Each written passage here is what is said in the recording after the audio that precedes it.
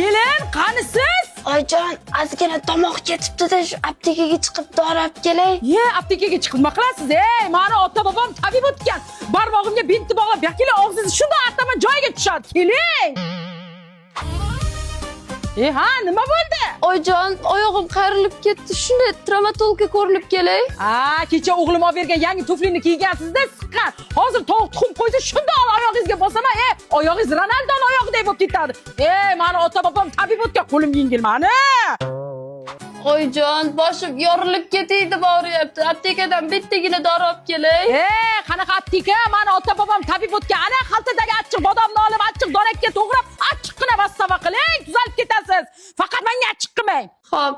Kelin, podvalga tushib hamma bankalarni olib chiqing, podvalni ko'chiramiz. Oyijon, shu belimni ko'tara olmayapman-da, zirqirab boryapti. Aptekaga chiqib bitta maz olib kelay, keyin qilib qo'yaman. Nimaga siz faqat apteka, maz deysiz? Belingizni olib keling, quyi yog'ini qizitib, chiqib surib qo'yaman. Otdek bo'lib ketasiz. Bankalarni olib chiqing. Oyijon, qarang, sochlarim to'kilyapti, dori olib bermadingiz. Kelin, mani ota-bobom. Bilaman, tabib o'tgan. Ularning tabibligi ham sizga dosh bermadi. Mana Dilavitadan zo'r vitaminlar, kollagen ham oldim. Dilavita kollagenini ichsangiz sochlaringiz to'kilmaydi, mustahkam bo'ladi. Teringiz yorqin bo'lib, yosharib ajinlar tortishadi, tirnoqlaringiz mustahkam bo'ladi. Foydali. Voy oyijon, menicha ovora bo'lib oldingizmi? Yo'q, sizga anor suvini qaynatib beraman, buni o'zimga oldim.